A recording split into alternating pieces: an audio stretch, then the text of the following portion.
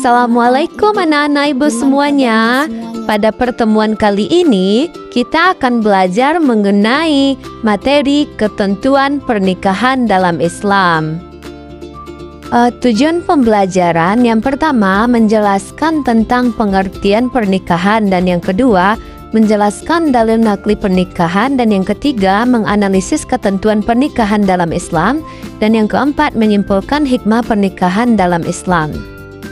Selanjutnya, definisi pernikahan. Menurut Imam Ahmad bin Umar Asy-Syatiri dalam kitab Al-Yaqut Al-Nafis menyatakan bahwa nikah secara bahasa berarti menggabungkan dan berkumpul, sedangkan menurut istilah, nikah ialah suatu akad yang menjadikan bolehnya seseorang laki-laki dan perempuan melakukan hubungan suami istri. Selanjutnya, definisi pernikahan menurut Undang-Undang Nomor 1 Tahun 1974. Pernikahan adalah ikatan lahir batin antara seorang pria dan seorang wanita sebagai suami istri dengan tujuan membentuk keluarga atau rumah tangga yang bahagia dan kekal berdasarkan ketuhanan yang Maha Esa. Selanjutnya, dalil pernikahan yaitu terdapat dalam Quran Surat Ar-Rum ayat 21 yang artinya, dan di antara tanda-tanda kekuasaannya ialah Dia menciptakan untukmu istri-istri dari jenismu sendiri, supaya kamu cenderung dan merasa tentram kepadanya, dan dijadikannya di antara rasa kasih sayang, dan sesungguhnya pada yang demikian itu benar-benar terdapat tanda-tanda bagi kaum yang berfikir. Baik, selanjutnya kita masuk pada tujuan pernikahan. Yang pertama, untuk memperoleh kebahagiaan dan ketenangan hidup, dan yang kedua, untuk membina rasa cinta dan kasih sayang, dan yang ketiga, untuk memenuhi kebutuhan biologis yang sah dan diridhoi oleh Allah Subhanahu wa Ta'ala, dan yang keempat, untuk melaksanakan perintah Allah dan Rasul-Nya, dan yang kelima, keterbukaan dan jujur satu sama lain. Selanjutnya, kita masuk pada hukum pernikahan. Yang pertama itu ada sunnah. Sunnah yaitu hukum menikah bagi seseorang yang memiliki bekal untuk hidup berkeluarga, mampu secara jasmani dan rohani untuk menyongsong kehidupan berumah tangga, dan dirinya tidak khawatir terjerumus pada praktek zina, maka hukum bagi dia adalah sunnah. Yang kedua adalah mubah. Hukum asal mubah itu boleh. Selanjutnya wajib yaitu berlaku bagi siapapun yang telah mencapai kedewasaan jasmani dan rohani, memiliki bekal untuk menafkahi istri dan khawatir dirinya akan terjerumus akan zina. Dan selanjutnya makruh itu adalah hukum ini berlaku bagi seorang yang belum mempunyai bekal untuk menafkahi keluarganya walaupun dirinya telah siap secara fisik untuk menyongsong kehidupan berumah tangga, dan ia tidak khawatir terjerumus dalam praktik zina hingga datang waktu yang paling tepat untuknya. Selanjutnya itu adalah haram. Hukum ini berlaku bagi seseorang yang menikah dengan tujuan menyakiti, mempermainkan, serta memeras hartanya, maka hukumnya adalah haram. Selanjutnya yaitu rukun dan syarat pernikahan. Yang pertama itu adalah calon suami.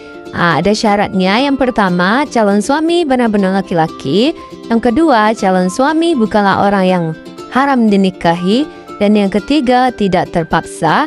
Dan yang keempat, calon suami diketahui jelas identitasnya. Dan yang kelima, tidak sedang melakukan ihram. Rukun yang kedua yaitu calon istri.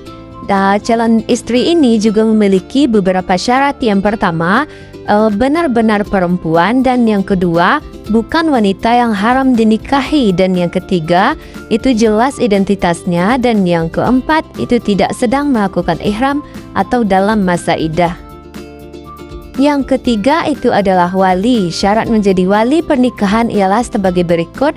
Yang pertama, beragama Islam, dan yang kedua, balik, yang ketiga, berakal sehat, yang keempat, merdeka, dan yang kelima, laki-laki. Tidak sah wali dari perempuan.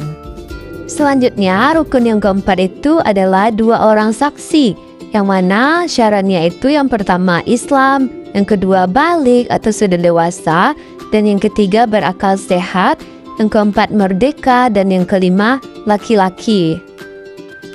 Selanjutnya, sigot yaitu ijab dan kabul. Syarat-syaratnya yang pertama, ijab kabul dilaksanakan dalam keadaan bersambung. Dan yang kedua, tidak ditambahkan dengan keterangan jangka waktu tertentu. Dan yang ketiga, lafaznya jelas dan tidak disangkutkan dengan makna yang lain. Dan yang keempat, ijab dan kabul menggunakan kalimat nikah tajwid atau turunnya yang semakna. Dan yang kelima, boleh menggunakan bahasa selain bahasa Arab. Sekarang kita masuk pada hikmah pernikahan. Hikmah pernikahan yang pertama, melaksanakan perintah Allah dan Rasul. Dan yang kedua, terbentuknya keluarga yang bahagia, sakinah, mawaddah, dan warahmah, dan saling menyayangi. Dan yang ketiga, terjalinnya hubungan yang diridhoi oleh Allah Subhanahu wa Ta'ala. Dan yang keempat, mendapatkan pahala dan menjauhkan dari dosa-dosa besar seperti zina. Dan yang kelima, mendapatkan generasi yang sah. Sebelum melakukan pernikahan, ada khitbah atau meminang. Khitbah artinya pinangan, yaitu permintaan seorang laki-laki kepada seorang perempuan untuk dijadikan istri dengan cara-cara umum yang sudah berlaku di masyarakat.